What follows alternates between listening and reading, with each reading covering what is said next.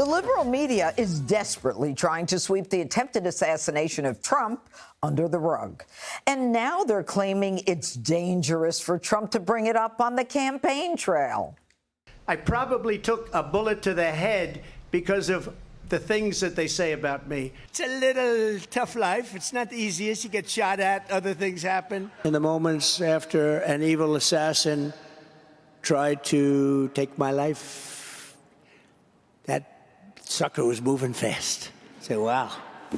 I'm here because of that chart. I go, let me see that chart.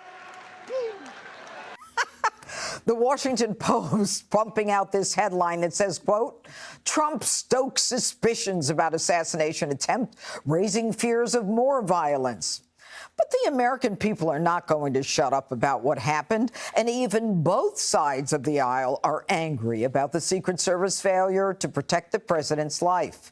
A Democrat senator is predicting there will be, quote, outrage over a new report on the assassination attempt. Watch this. I think the American people are going to be shocked, astonished, and appalled by what we will report to them about the failures by the Secret Service in this assassination attempt on the former president. You know, Jesse, the Secret Service, I think, has clearly lost credibility here. I mean, that's not anything that I think anyone at this table would disagree with. They still have not explained why no one was on the roof. They still did not explain why they didn't have a meeting and why they blamed the locals right off the bat. That clearly is wrong. And they still haven't explained about the shooter communicating with people across the pond in Europe. And yet they think that are watching this is contributing to conspiracies. Yeah, they didn't explain why they cremated the body like that, or why they washed off the roof like that. They haven't explained anything, why they didn't accept the drone, why they didn't go pick up the radios that day. Josh Hawley last night came on the show and said that a whistleblower told him that the female was in charge of this entire trip that Donald Trump took to Pennsylvania. She was the site operator, and she failed her test. She should have never been in that position, but she failed the test, and they still put her in charge of Trump's trip to Pennsylvania. Cheadle, remember, she wanted all 30% women. So they promoted this woman who failed a test to be in charge of security, and Trump got shot in the ear. That's crazy. And we have learned that from a whistleblower, because we still don't have answers from the Secret Service or the FBI. Everything we found out is from whistleblowers. Mm-hmm. It hasn't been found out through any forthcomingness from the agency that blew it. That's what makes people suspicious, not Trump talking about it. Yeah, and the amazing thing, Shannon, is why can't he talk about it? I mean, the fact that he is still standing and still running, and Google took it down for a significant period of time. What are they afraid of? They're the ones who call him Hitler and, a threat to democracy. This is reality. And that was the point he made the other night at the debate. If you're using this language about me, people are going to, he would argue, feel a need to neutralize me in some way. I mean, this is a man who was shot at weeks ago. He was hit in an attempt to take his life. Of course, he's going to talk about it. It's part of his life and of this campaign. So if he's guilty of stoking fears about the assassination attempt, is that true of Democrat Dick Blumenthal, the senator as well? Because what he said was way more, I think, heated than what we've heard from President Trump, saying that the American people are going to be shocked and appalled by that. That's some really strong language coming from somebody who had just been briefed. And the idea that Trump talking about it invites his followers to then go after someone else, I think that's the reasoning of this piece. But we've all covered the cases involving Rand Paul and Lee Zeldin and, Steve Scalise. And listen, it happens on both sides of the aisle, but I don't get telling a presidential contender, a former president who almost got shot in the head, that he shouldn't be talking about it.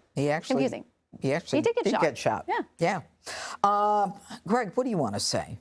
I don't think it happens on both sides of the aisle, actually. Well, just meaning that there was the Gabby Gifford shooting and the Paul Pelosi. Yeah. But, I mean, we don't tell people to shut up. This feels like blaming the victim. It feels like you're silencing the victim. Imagine this in another arena. Please don't talk about your sexual assault because you'll only be asking for more of it. You would not hear that. You would be attacked for that, and justifiably so. This isn't new. The media used this strategy with the George Floyd riots. They tried to silence the outrage over the looting and arson by claiming that the outrage would further racism and oppression. If you kept talking about your neighborhood being trashed, well, you're stoking racism against, the people trashing it, the looters. You're racist because you don't like looters. I was called racist for talking against the rioting and the looting in New York City. The Dems love to talk about phantom violence.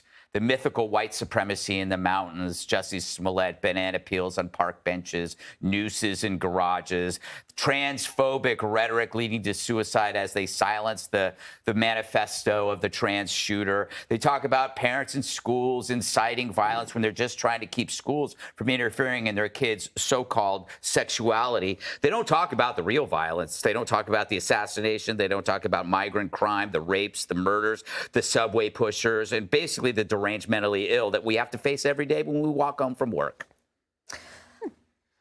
He has every right, the president, I imagine you're going to come to me. Yeah. The president has every right to talk about the assassination attempt. He was shot. He was a half an inch, if not less, away from even greater harm, or worse tragic harm, fatal harm.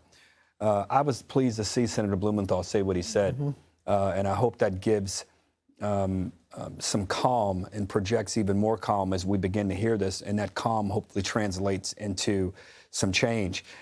This investigation, if what he's saying is true, we're going to learn some really, really awful, disturbing things. And I was reminded, this is not to make the equivalency, but within the Uvalde shooting, we heard some information right afterwards, and Judge, you and I commented about how it was only going to get worse.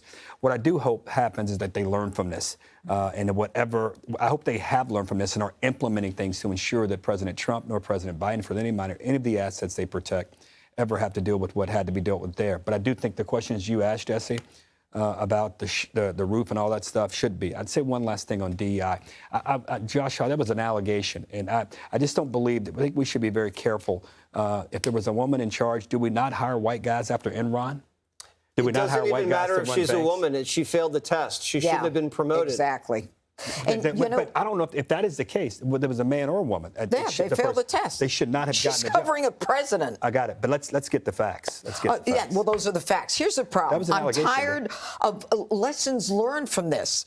We knew this in 1950, how you cover a president. There's no new lessons that we need to learn. And by the way, why is this administration allowing people to resign? Why aren't people being fired? Why are people being allowed to resign and taking their pensions? There's no consequence with these people. They're complicit with the incompetence. And if it is DEI, why is DEI relevant? Why do you have a woman who's not as tall as the president on his detail? That's all. Yeah, Harold. Click here to subscribe to the Fox News YouTube page to catch our hottest interviews and most compelling analysis. You won't get it anywhere else.